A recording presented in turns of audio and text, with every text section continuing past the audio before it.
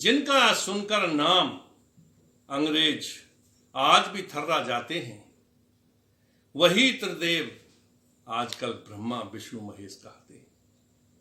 ब्रह्मा विष्णु महेश हम किसे कह रहे हैं? भारत मां के 3 सच्चे सपूत जिन्होंने अंग्रेजी सरकार की नींव हिलाती थी, सरदार भगत सिंह, राजगुरु और सुखदेव थे।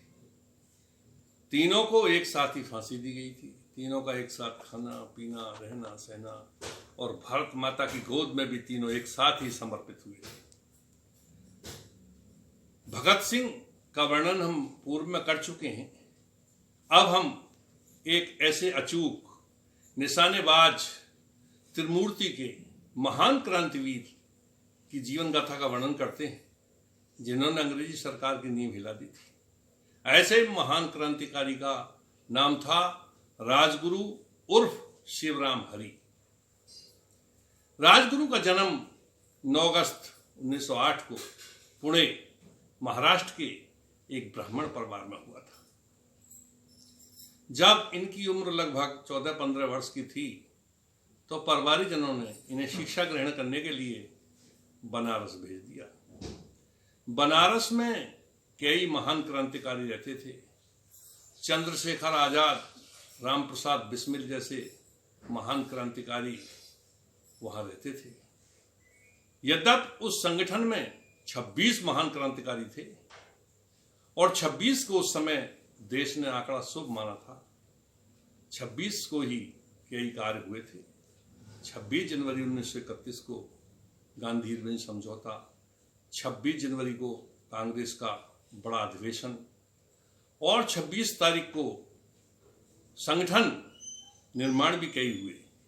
इसीलिए देश ने 26 को और क्रांतिकारियों ने 26 तारीख को शुभ माना और 36 क्रांतिकारियों का ही संगठन बना, जिसमें सर्वप्रथम मुखिया के रूप में Shri Chandrashekhar Azad, number 2 Ram Prasad Bismil, number 3 Ashfaq Ullah Khan, number 4 Thakur Roshan Singh, number 5 Rajendra Lahiri, number 6 Bhagat Singh, number 7 Rajguru, number 8 Sukhdev, number 9 Bhagwati Charan Vohra, number 10 Bhagwan Das, number 11 Sadashiv, number 12 Batukeshwar Dutt, number 13 Surendra Pandey, number 14 Vishwanath, number 15 Vijay Kumar और number 16 professor Nand Kishore, number 17 Surendra द्वितीय, number 18 Sukhdev Raj, number 19 Vimal Jain, number 20 Bhawani Singh,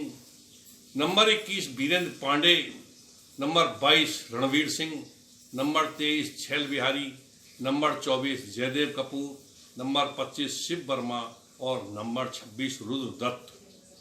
ये 26 क्रांतिकारी एक महान संगठन बनाकर समाजवादी प्रजातंत्र संगठन के नाम से इन्होंने संगठन बनाया और आजादी और क्रांति के लिए कार्यक्रम शुरू किए।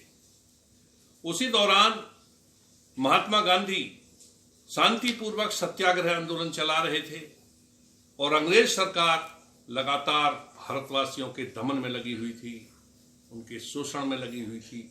आजादी मांगना एक जुर्म की तरह हो गया था। उसी समय अंग्रेजों ने कई काले कानून बनाए जो भारतीयों को अच्छे न लगे और उसका विरोध किया गया। परंतु इंग्लैंड से, लंदन से एक साइमन कमीशन आया कि इसकी समीक्षा करेंगे, ये उचित है अनुचित है। परंतु साइमन कमीशन में कोई भी सदस्य भारतीय नहीं था। इसीलिए भारतीयों को ये बात बहुत बुरी लगी कि जब हमारा प्रतिनिधि ही नहीं तो हमारी बात कौन कहेगा। अंग्रेज तो अपनी मनमानी या लीपापोती करेंगे। तो साइमन कमीशन का विरोध महात्मा गांधी के नेतृत्व में पूरे देश में किया गया।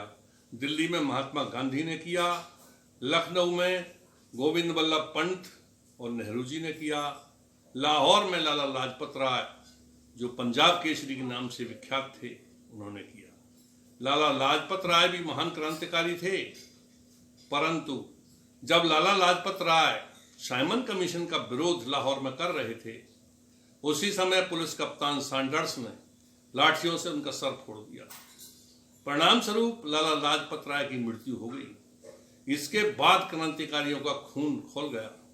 उन्होंने ये प्रतिज्ञा की कि खून का बदला खून से होगा, अर्थात हम सैंडर्स की हत्या करके ही दम लेंगे। और 4 व्यक्ति उसके लिए तय किए गए। सर्वश्री चंद्रशेखर आजाद, नंबर 2 भगत सिंह, नंबर 3 राजगुरु, नंबर 4 सुखदेव। और राजगुरु अचूक निशानेबाज थे। एक ही गोली में सैंडर्स जब अपने कार्यालय से चला, उसका भेजा फोड़ दिया और सैंडर्स का वध कर दिया। उसके उपरांत ये बड़े तरीके से, बड़े करीने से लाहौर से निकले, क्योंकि पुलिस और अंग्रेज सरकार कांप गई थी, थर्रा उठी थी, भयभीत हो गई थी कि इतना बड़ा ऑफिसर, अंग्रेज ऑफिसर का मार देना उस समय मामूली बात नहीं थी। परिणाम स्वरूप इन चारों लोगों ने एक कार्यक्रम अपनाया और इनकी सहायता के लिए एक देवी प्रकट हुई। वो देवी भगवती चरण बोहरा की पत्नी थी क्रांति की वीरांगना, एक दुर्गा भाभी कहलाती थी, पत्नी भगवती बोहरा की संकट में साथ निभाती थी। क्रांतिवीर यदि घिर जाएं तो तुरंत ढाल बन जाती थी और संकट रूपी मेघों को, संकट रूपी बादल को वो बनकर पवन उड़ाती थी। दुर्गा भाभी ने बापकट बाल बनवाए और एक अंग्रेजी मैम बनी। भगत सिंह एक अंग्रेजी साहब बने और राजगुरु भगत सिंह की अर्दली बने। चंद्रशेखर आजाद मथुरा के पंडा बने और सुखदेव चंद्रशेखर आजाद के साथ, भगत सिंह के साथ राजगुरु, इस प्रकार 4 और छद्म से लाहौर से कलकत्ता निकल गए।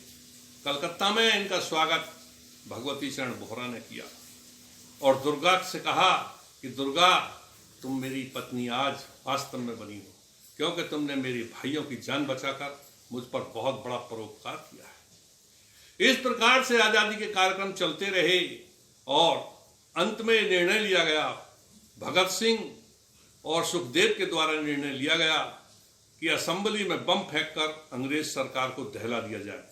ये विचार भगत सिंह के मन में फ्रांस के एक क्रांतिकारी मोशे बेला के विचार से आया था, क्योंकि उसने, बेला ने उस समय फ्रांस को दहला दिया था असेंबली में बम फेंककर। तो भगत सिंह ने ठीक वही सोचा कि इसी प्रकार हम अंग्रेजों को डरा दें ताकि ये डरें और भारत छोड़कर भागें।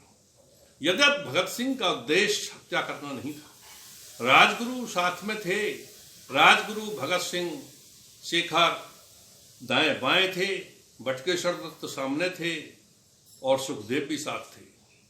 कुछ क्रांतिकारी 2-3 दल बना लेते थे, 1-2 क्रांतिकारी कार्य को परिणाम देते थे, 2-3 क्रांतिकारी इसलिए घिरे रहते दाएं बाएं कि यदि हमारे वीर घिर जाए तो हम तुरंत गोली चलाएंगे और उनकी रक्षा करेंगे।